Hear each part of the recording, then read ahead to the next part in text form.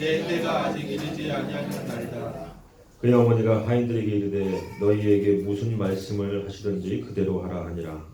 거기에 유대인의 정결 예식을 따라 세통 드는 돌 항아리 6이 놓였는지라.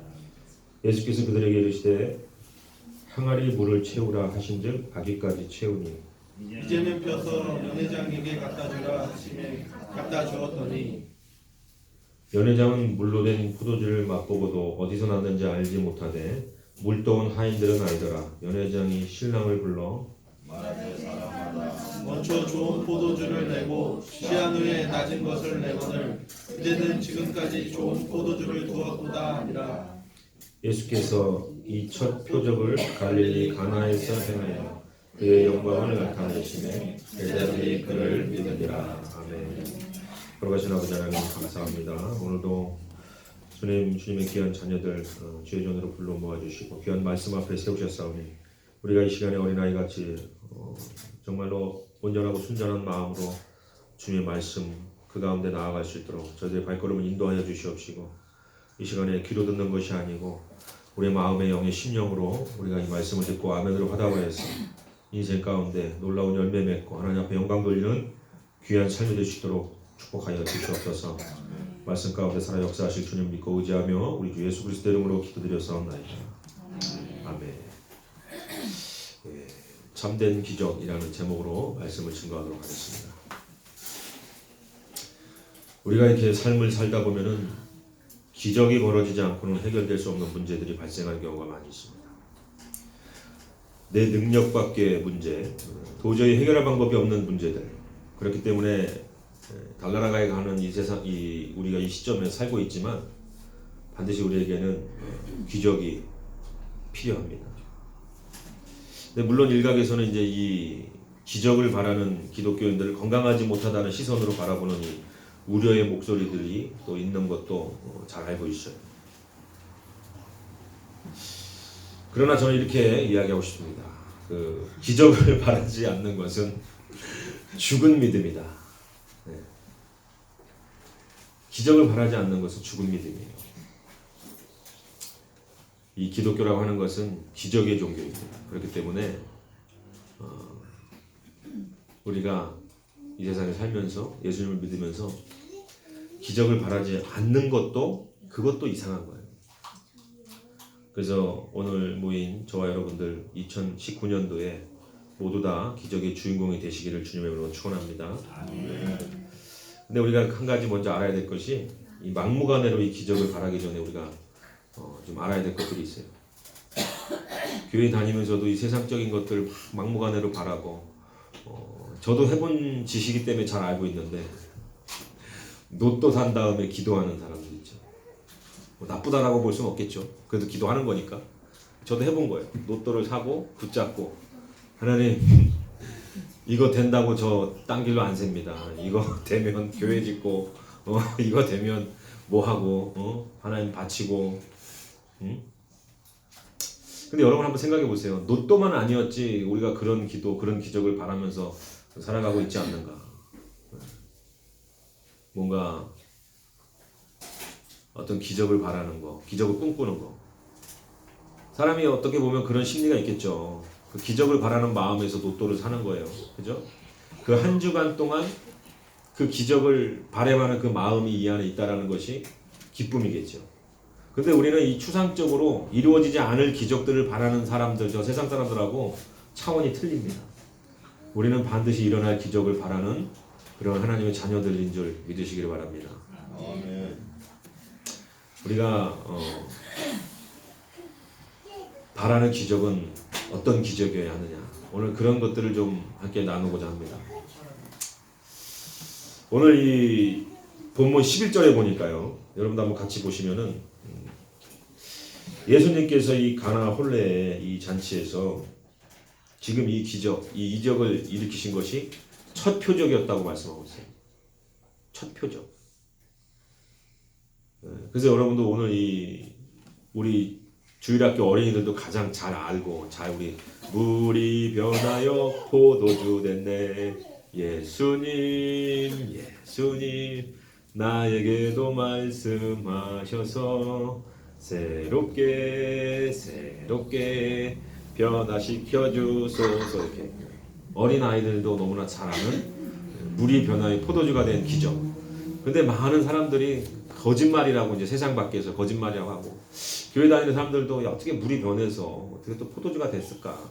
그 포도 그 항아리에 있던 뭐 그 물을 탔는데 그 좀 그 희석돼서 포도주였지 않을까 막 이런 생각하는 사람들도 있어요. 믿음이 없는 사람들은 그래요. 이 자리에는 그런 사람이 없는 줄 믿습니다. 그래서 하나님께서 이 첫 번째 표적, 이 물이 변해서 포도주가 되는 이 표적을 이 성경에 오늘 요한복음이 본문에 기록이 되어 있는데 이 표적이라고 하는 것이 이 헬라어로 세메이온이라고 하는데 이 세메이온이라고 하는 것이 무슨 뜻이냐면은 우리가 목적지까지 가는 데 있어서의 어떤 이정표 그것을 이제 표적이라고 하는 거예요. 뭐라고요? 목적지까지 가는 데 있어서의 그 이정표 같은 것 있잖아요. 표지판 그런 것을 세메이온이라고 하는데 지금 오늘 이 본문에 이 세메이온이라고 하는 것은 이 표적이라고 하는 것은 그냥 우리 좋으라고 나타난 마술사가 재밌게 해주려고 신기한 거 보여주려고 나타내는 것이 아니고 이 표적, 표지판이라고 하는 뜻은 반드시 어떠한 이것을 나타내는 데 있어서의 목적이 있다라는 거예요. 그 목적이 무엇이냐? 성경에서 나타나는 구약에서나 이 신약에서 예수님이 나타낸 모든 기적과 이적과 이 표적들은 사실은 뭐예요? 하나님께로 나아가게 하는 이정표 역할을 한다라는 거예요. 하나님이 어떠한 분이신지, 하나님이 예수 그리스도를 통해서 어떻게 일하시며 죄된 우리들, 저주받은 우리들을 어떻게 살려내실 건지에 대해서 표지판처럼 하나님께로 나아가는 길을 가르쳐 주시는 것이 바로 이 세메이온이라고 하는 이 표적이라는 거예요. 이해가 쏙쏙 가시죠? 그렇기 때문에 지금까지 우리가 생각하는 기적은 뭐예요? 신기한 것, 봤을 때 내가 좋은 것, 뭐 내가 이 삶에서 어려운 상황 가운데서 벗어나는 것, 이런 것이 기적이고 표적이 아니고 성경에 나와 있는 이 세메이온이라고 하는 이 표적에 대해서는 하나님이 어떠한 분이신지 우리가 하나님께 어떻게 나아가야지 되는지 하나님이 어떻게 일하시는지에 대해서 드러내는 그러한 것들이 바로 표적이라고 볼 수가 있습니다. 그래서 한 두 가지 정도 이 성경에 기록되어져 있는 이 표적, 기사, 이적이라고 하는 것들 이런 기적들을 볼 때 우리가 두 가지 정도를 볼 수가 있어요. 그 뭐냐면 첫 번째로 이게 방금 제가 말씀드린 것처럼 이 표적은 그냥 우리에게 나타나는 것이 아니고 하나님이 어떠한 분이신지를 알리시고 하나님의 구원의 계획에 대해서 드러내는 것. 두 번째가 그 다음에 그것은 그 기적을 통해서 하나님의 성품, 하나님이 어떠한 분이신지를 그 기적 안에 담고 있다는 거예요. 하나님의 온유하심과 오래 참으심과 자비하심과 그 만극하신 사랑과 긍휼하심과 이러한 모든 것들이 그 안에 드러나서 결과적으로 누구에게? 하나님 앞에 영광이 되게 하시는 그것이 바로 기적이고 이적이고 표적인 줄 믿으시기 바랍니다. 그러니까 우리가 생각하는 기적, 내가 잘 됐으면 하는 마음 안에서 로또 당첨됐으면 하는 그러한 기적들은 실질적으로 이 성경에 나타나 있는 이 물이 변하여 포도주가 된 것 같은 그 세메이온이라고 하는 그 표적과 기적과 이사와는 전혀 관계가 없는 것이라는 거예요. 그럼에도 불구하고 우리가 그러한 전혀 이 성경과 근거도 없고 관계도 없는 것들 그냥 내 삶이 잘 되고 내가 아무런 반응을 보이지 않고 그냥 내가 그냥 살아가고 있는데 내가 그냥 어느 날 뿅 하고 눈이 그냥 딱 봤더니 그냥 아름다운 배우자가 옆에 있었으면 좋겠고 내가 그냥 뿅 하고 옆을 봤더니 내 차가 경차였는데 어느 순간 멋진 외제차로 변해 있는 것 내가 월세집 사는데 뿅 하니까 또 전세집 되고 전세집이 또 뿅 하니까 기적이 나타나서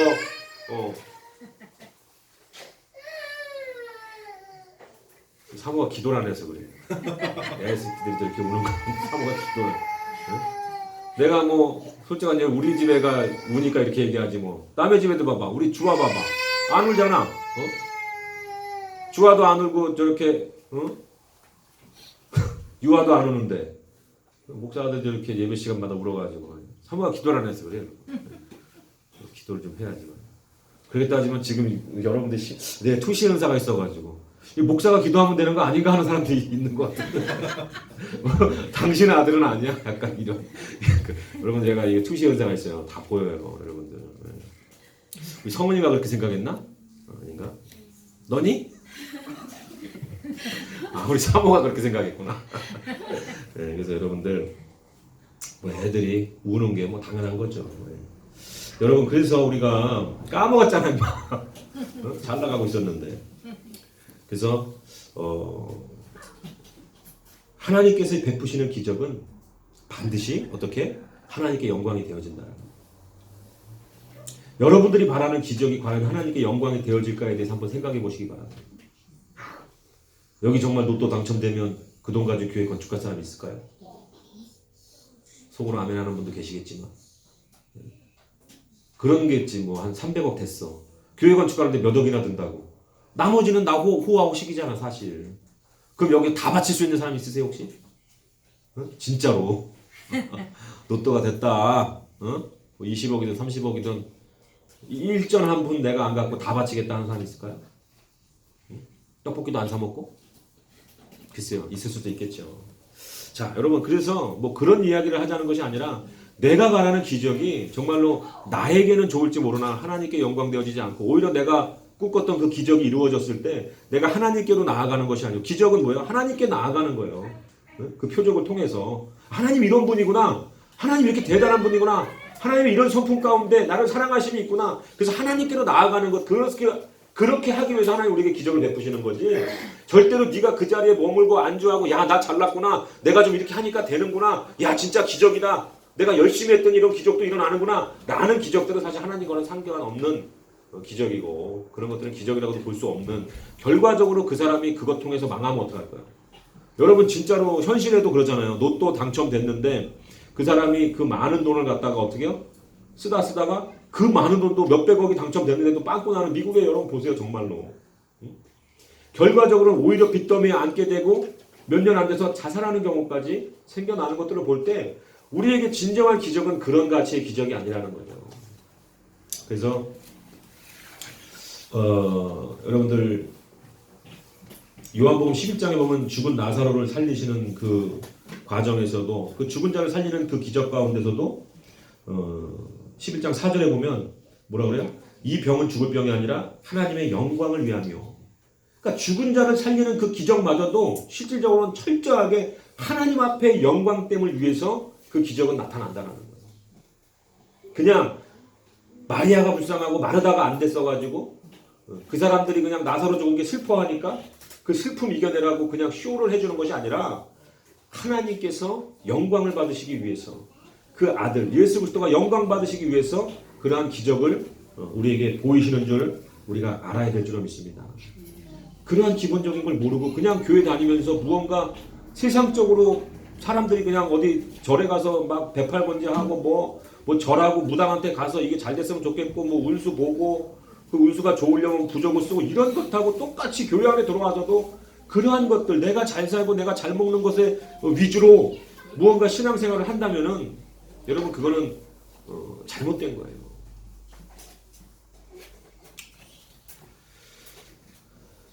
사실 그런 거잖아요. 마귀의 요구 같은 거 아니에요? 마귀의 요구. 마귀도 기적을 바랬죠. 예수님이 높은 데 떨어져서도 어떻게? 죽지 않고 천사들이 받쳐주고 돌이 빵으로 변하게 해보라고 그런 기적들을 예수님한테 요구했다라는 거예요. 그 마귀가 예수님 앞에 요구했던 건 하나님께 영광됨을 위해서 요구했던 게 아니라는 거죠. 어떻게? 자신의 미혹에 예수님이 넘어가게 하기 위한 기적을 구했던 거예요. 그러니까 그 2000년 전에 마귀가 구했던 기적과 우리가 하나님 앞에 구하는 기적이 같은 거라면 여러분 얼마나 이거 황당한 일이겠어요. 하나님은 그런 분이 아니라는 거죠. 그렇기 때문에 오늘 이 본문에서도 참 재미있는 그 사건이 뭐예요? 어머니가 마리아가 와서 예수님한테 그러죠.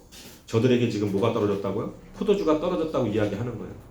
그러니까 이 마리아한테는 그 예수님의 엄마에게는 그게 있는 거예요. 온전히 성령으로 잉태된 내 아들 예수 그리스도 천사가 와서 메시아가 하나님의 영광이 그 성령으로 네가 잉태돼서 예수 그리스도를 낳을 것이라는 그것을 본인은 알고 있기 때문에 이 예수님이 분명히 특별한 이 선지자보다는 더 뛰어난 어떤 능력을 가지신 분이다. 그러니까 정말로 하나님의 모든 계획을 꿰뚫어서 마리아가 예수 그리스도를 통해서 우리의 모든 인류가 구원받을 거다라는 것까지 몰랐어도 예수 그리스도 내 뱃속에서 태어난 이 아들은 사람과의 관계가 아니라 성령으로 잉태되었기 때문에 그 본인이 더 잘 아는 거야.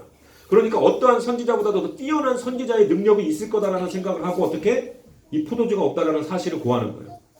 이 문제를 좀 해결해달라. 왜? 지금 이 유대인들에게 지금 이 결혼 예식이 여기 좀 이 사람들 되게 한가한 사람들인가 봐요. 결혼식 하는데 일주일에서 2주일 동안을 파티를 한대요. 먹고 즐기고 축하하고 먹고 즐기고 축하하고 먹고 즐기고 춤추고 놀고 이게 2주일을 한다는 거예요. 근데 사람들이 일을 안 할 수 없으니까 일을 하고 와가지고 또 저녁에 또 모인다는 거죠. 유대인들의 풍습이 그래요. 그러니까 나가서 일하고 뭐 하고 저녁에 계속해서 계속 모이는 거야. 한 2주일을. 응? 그래서 신랑 신부가 계속 주인공이 돼가지고 또 신랑 신부가 사람들 앞에 춤추고 막 또 박수 쳐주고 포도주 마시고. 근데 거기에 지금 이 포도주가 떨어졌다는 거예요. 처음부터 떨어지게끔 계산해서 했겠어요? 사람의 인생이라는 거는 한 치 앞을 모른다는 걸 이 성경에서 볼 수가 있는 거예요. 철저하게 준비했겠죠. 신랑 신부의 어머니가 신랑 신부가. 근데 떨어졌던 거예요. 자, 여러분 이 유대 풍습에서 이 지금 포도주가 떨어졌다고 하는 것은 굉장히 큰 의미가 있는 거예요. 더 이상 파티는 끝났다. 포도주가 없는 파티는 있을 수가 없는 거예요. 그러니까는 그 결혼을 하는 그 신랑 신부에게도 데미지가 크겠지만 그 모인 하객들의 원성도 커질 수밖에 없는 굉장히 급박하고 절박한 순간에 됐다라고 볼 수가 있는 거예요. 어떻게 보면 목사가 예배 시간이 됐는데 설교 준비가 전혀 안 돼가지고 아무런 본문도 원고도 성경 구절도 정해놓지 않고 올라온 것보다 더 큰 일이 지금 벌어진 거라는 거예요. 그래서 예수님께 그 문제를 알고 이 문제에 대해서 해결해 줄 수 있겠는가에 대해서 요구하는 것이죠. 근데 여기서 한 가지 중요한 게 뭐냐면 여기서 예수님이 뭐라 그러죠? 여자여 그 일이 나와 무슨 상관이 있나이까? 어? 여자여라고 했다고 해서 여러분도 오해하면 안 돼요. 예수님이 참 그렇게 안 봤는데 예의가 없네? 이게 아니라는 거예요. 여기서 여자여라고 하는 거는 여자한테 할 수 있는 가장 극존칭을 썼다라는 걸 우리가 알 수가 있어요. 근데 이제 우리가 우리나라 말로 해석을 해놓으니까 여자여라고 되어 있지만 여자에게 쓸 수 있는 가장 극대화한 존칭을 썼는데 여기서 그렇다고 해서 아들이 엄마한테 쓸 그런 단어는 아니잖아요. 근데 왜 여기서 여자여라고 했냐면 예수님께서 요한에게 세례받으신 그 이후부터 이제 공생애를 사시기로 하나님으로부터 그 계획 가운데 이것이 이제 드러나는 거예요. 어머니라고 부르지 않고 이 문제에 대해서 갖고 온 그 여인에게 마리아에게 여자여라고 얘기한다는 것은 이제는 아들로서가 아닌 객관적으로 이 공생의 예수 그리스도의 구원의 사역을 펼쳐가는 이 예수님 객관적인 시선으로 이제 그 말씀으로 하나님의 말씀으로 대언하며 반응하는 그 예수님의 모습을 볼 수가 있는 거예요. 그렇기 때문에 여러분들 여기서 오해하면 안 되는 거예요. 왜 엄마한테 여자라고 했을까? 이거는 내가 이제부터는 공생의 사역을 시작했다라는 것을 예표하고 있는 거예요. 나타내고 있는 거예요.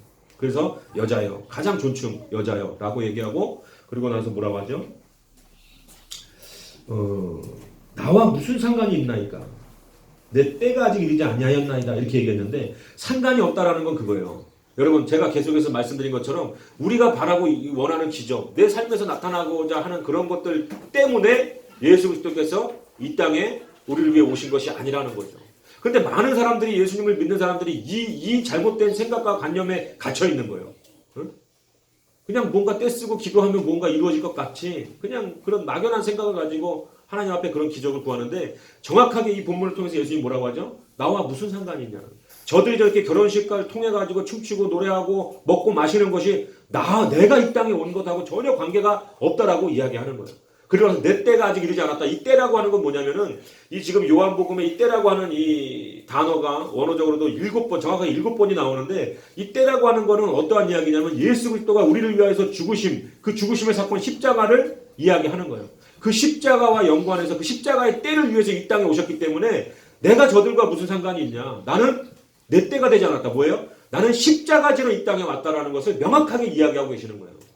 그래서 지금 이렇게 포도주 정도 없는 그 문제를 가지고 내가 그런 거 만들어주고 저 사람들의 그런 기쁨을 그런 뭐 파티를 위해서 파티 플래너 뭐 이런 그런 기회에 온 게 아니라는 거예요. 예수님이 온 목적은 그게 아니야. 때 하나님의 때 우리를 구원할 때 그때 예수님의 그 십자가의 사건을 위해서 내가 이 땅에 왔다라는 것을 말하고 있는 거죠. 근데 지금까지 여러분들이 좀 이렇게 생각하셨을 것 같아요. 예수님이 분명히 그 기적을 베풀어 줬거든요. 포도주를 만들어 줬거든요. 그러니까 우리가 이 성경을 보면서 우리가 이렇게 생각하는 거예요. 예수님이 약간 왜 튕겼을까? 그죠? 여러분 마음속에 아마 그런 생각도 있었을 거예요. 아니 포도주 만들어 줄 거면서 왜 튕겼지? 왜 저렇게 좀 날카로운 예민한 반응을 어머니한테 보였을까? 약간 그 당시 유대 민족 가운데 뭐 어떤 친데레였나? 약간 이렇게 그러면 해줄 거면서 괜히 이렇게 막 튕기고 했을까? 근데 그게 아니라는 거예요. 오늘 이 본문의 어떤 이 설교 말씀을 통해서 여러분들이 확실하게 깨닫기를 바라는 부분인데 예수님이 그냥 친데레라서 이게 튕기신 것이 아니고 예수님은 그런 사람들의 어떤 문제와 관계없이 이 기적을 통해서 하나님이 앞으로 어떤 것을 이루실 것인가에 대해서 보여주는 거였던 거예요. 그러니까 예수님이 그거 나와 상관없다고 했던 게 뭐예요? 내가 그런 일로 온 것이 아니라는 거예요. 한번 튕긴 것이 아니고 여기서 이 본문을 통해서 우리가 예수님을 바로 알아야 되는 거예요. 예수님은 우리의 만족이나 우리의 편이나 우리의 어떤 생활의 윤택함을 위해서 이 땅에 오신 것이 아니라는 거예요. 절대로. 그런데도 불구하고 예수님께서 이 문제를 해결하시는데 참 재밌는 건 뭐냐면 우리들의 어떤 문제, 우리들의 어떤 인생의 문제들, 그런 문제들이 오늘 이 본문처럼 느닷없이 우리에게 닥친다는 거예요. 파티하는데 결혼식이라는 그 즐거움 가운데 그 포도주를 통해서 그 포도주가 즐거움을 상징하거든요. 기쁨을 상징하고 그 기쁨이 어떻게 된 거예요? 떨어져 버리는 거예요. 여러분들 삶 가운데 여러분들이 여러분들의 삶을 집중하면서 그 기쁨과 여러분들이 원하는 그 어떤 인생이 있잖아요. 짜릿한 맛, 쾌락 같은 거. 여러분들이 꿈꾸는 편안한 인생. 좀 뭔가 이 기름진 삶.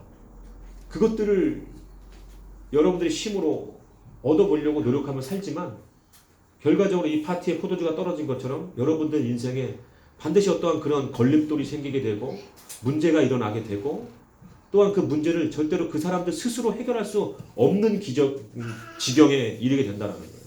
그게 뭐예요?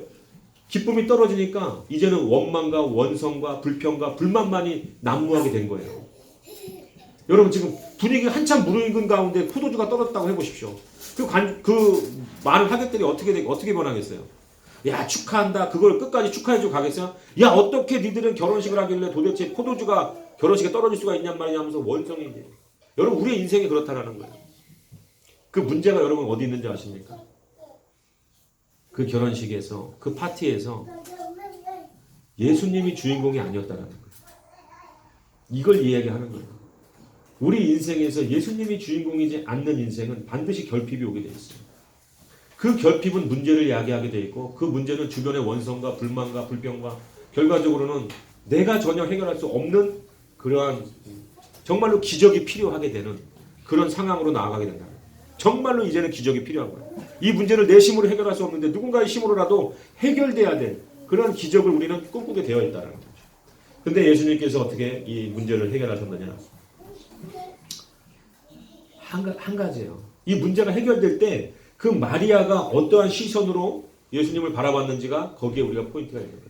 이 기적이 일어나는 시점, 예수님은 이 포도주를 만들어주려고 온 분이 아닌데도 그 마리아를 보면서 우리가 하나 깨달아야 될 것이 무엇이냐면은 마리아는 처음에 어떻게 해요? 그 지금 이 연회장에 포도주가 없는 문제를 가지고 그 문제에 집중하고 그 문제를 어떻게 해결해야 되나 하고 예수님 앞에 나왔다라는 거예요. 그 예수님 앞에 나와서 이제는 그 포도주가 없는 그 문제를 바라보지 않고 어떻게 그 하인들에게 뭐라고 얘기하죠? 예수님이 너희에게 어떠한 말씀을 하시던지 그대로 하라. 말씀을 바라보는 거예요. 말씀을 더 중점적으로 생각하는 거예요. 그러니까 마리아의 시선의 변화를 통해서 우리가 문제를 인생에 오늘 찾아오는 이 불미스러운 문제들을 어떻게 대응해야 될지에 대해서 우리는 교훈을 얻을 수가 있는 거예요. 그 문제를 바라보지 않는 거예요. 포도주가 없는 그 사건을 더 이상 바라보지 않고 예수께 그 사건을 알고 예수님의 말씀에 귀 기울이는 거예요. 어떤 말씀이 떨어지든지 어떻게 하라고요? 그대로 하라는 거예요. 이게 유일한 방법인 거예요.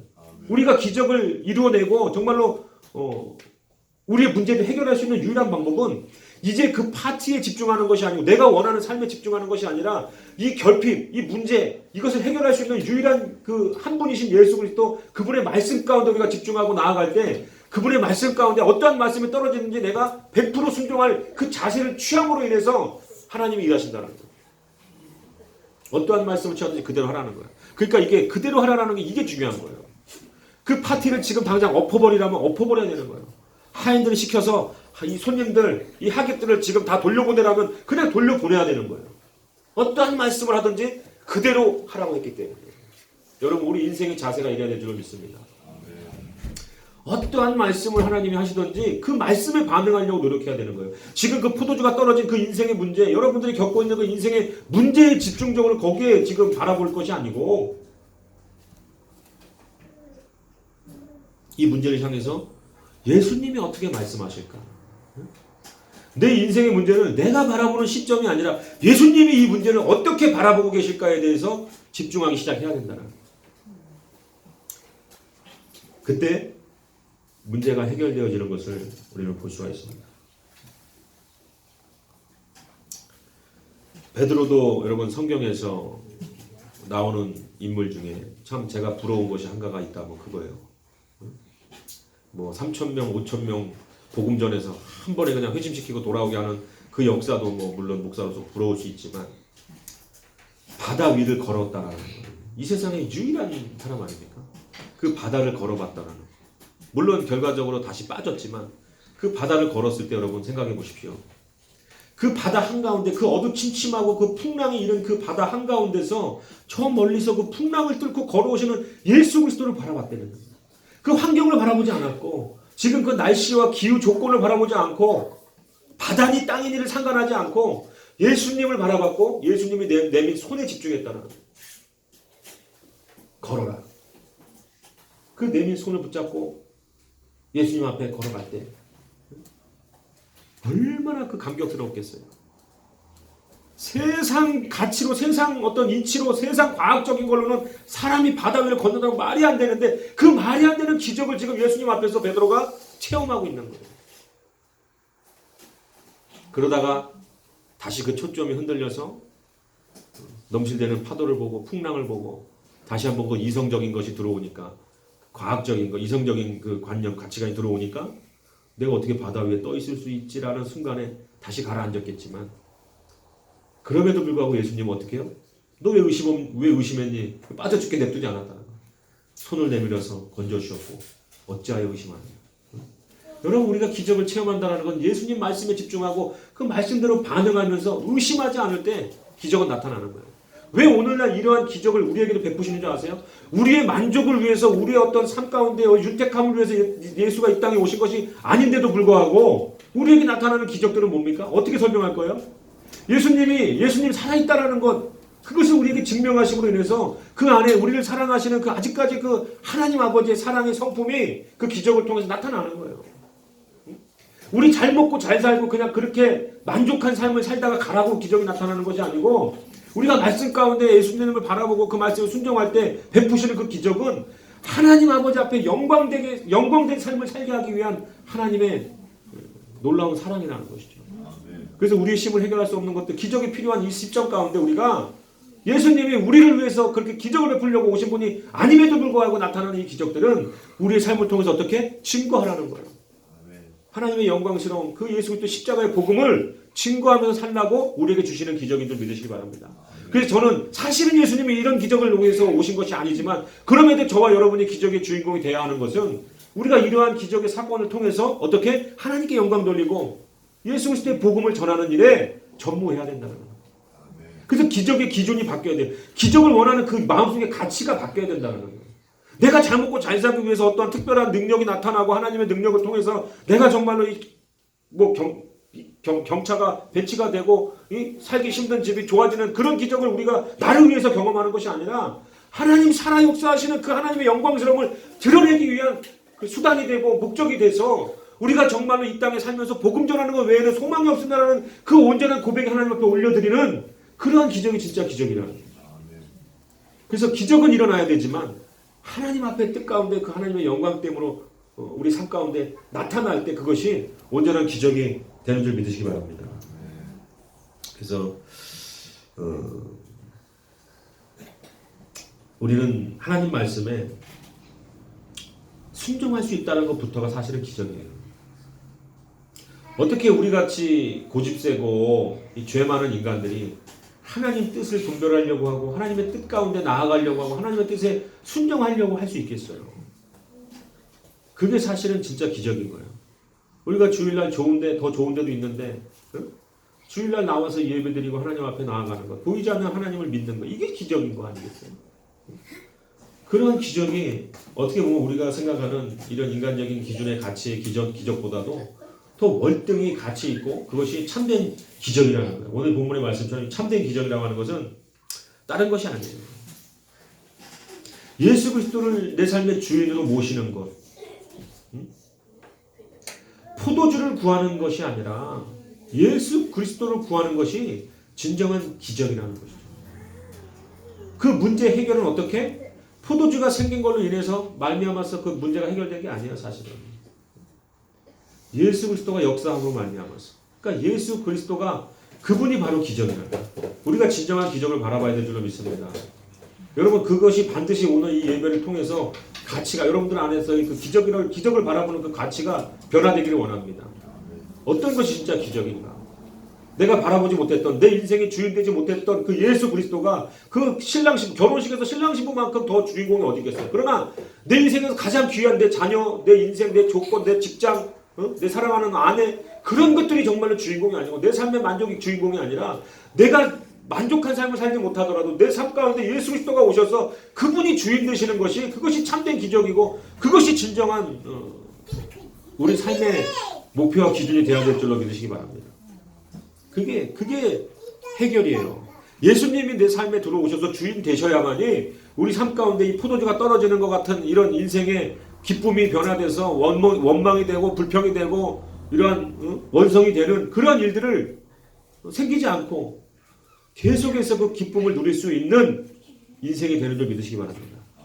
그것은 내 만족의 기적이 이루어지는 것이 아니라 예수 그리스도가 참된 그 진리요 진리요 생명이신 그 예수 그리스도가 내 안에 오실 때 내 삶 가운데 주인이 되셔서 내가 내 삶의 문제를 결정하는 것이 아니고 그 하나님 아버지 그분께서 나를 계획하시고 주관하시는 대로 이끄시는 대로 내가 순종하는 것, 그것이 모든 인생의 문제 가운데 해결인 줄 믿으시기 바랍니다.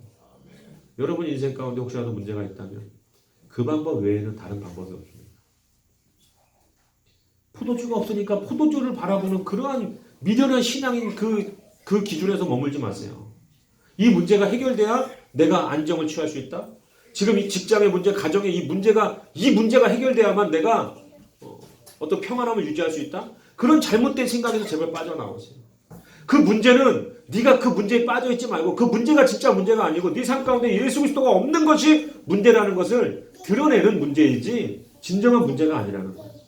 그 인생에 여러분들 겪고 있는 문제를 통해서 내 삶에 예수 그리스도가 빠져있구나를 발견하시고 그 예수 그리스도를 내 마음에 모시고 인생의 주인 삼고 그 말씀대로 그 말씀에 집중하고 그 말씀에 순종하는 인생이 되시기를 주의 이름으로 축원합니다. 그래서 마지막으로 오늘 이 돌 항아리 6개가 나오는데 이 돌 항아리 여러분 지금까지 그렇게 생각하시는 분도 계셨을 거예요.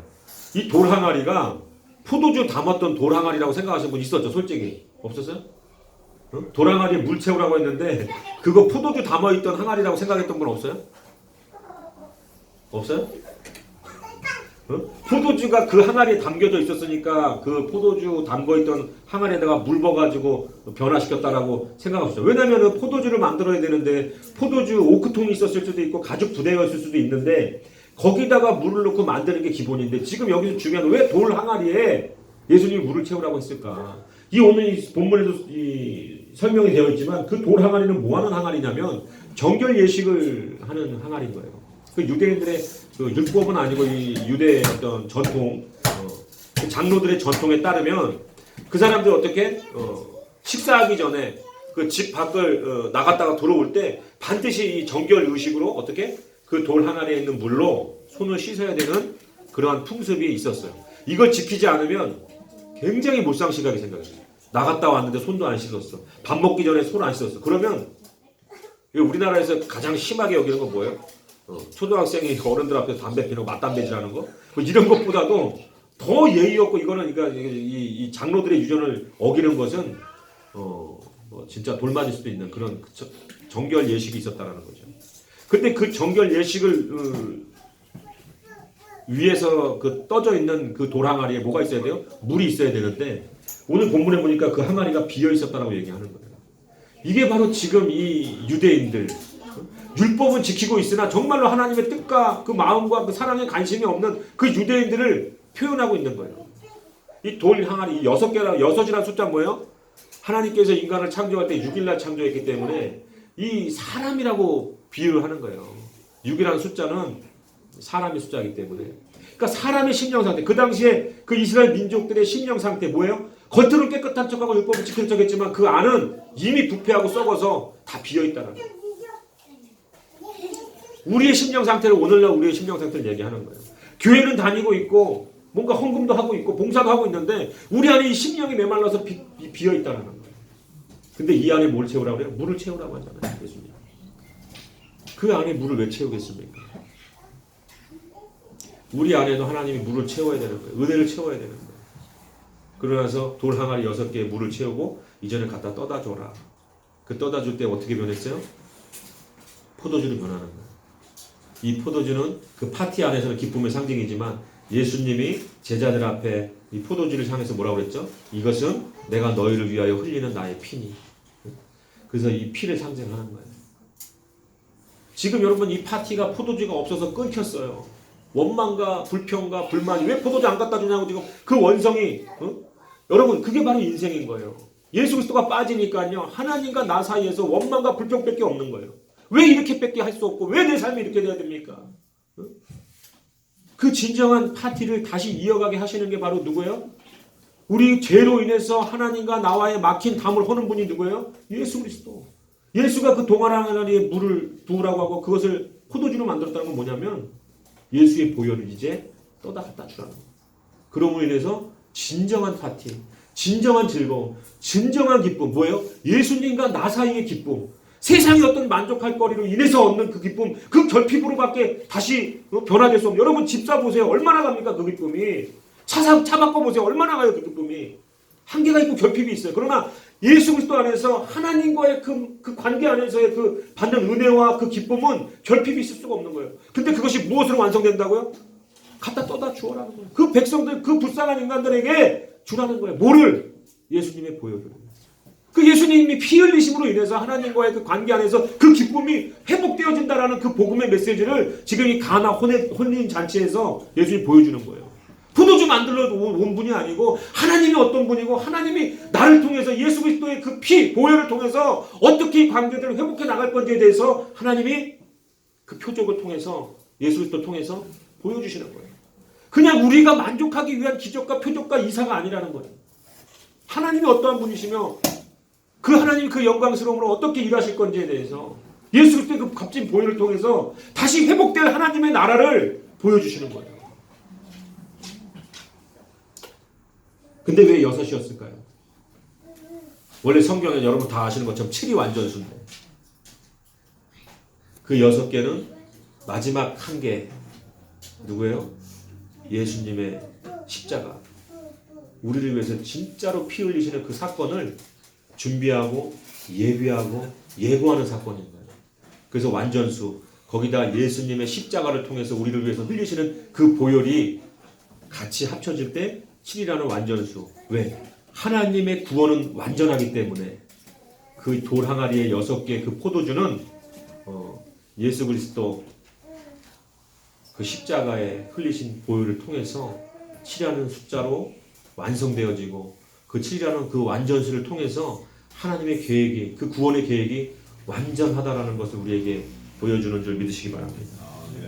그래서 우리는 다른 게 사실 기적이 아니에요. 여러분들이 그 십자가 안에서의 그 하나님과의 회복의 기적을 누리지 못하고 이 땅에서 그냥 어떻게 사업이 잘 되고 그냥 집이 좋은 데로 이사가는 이러한 기적을 꿈꾼다면은 여러분 그건 기적이 아니잖아요. 저주지.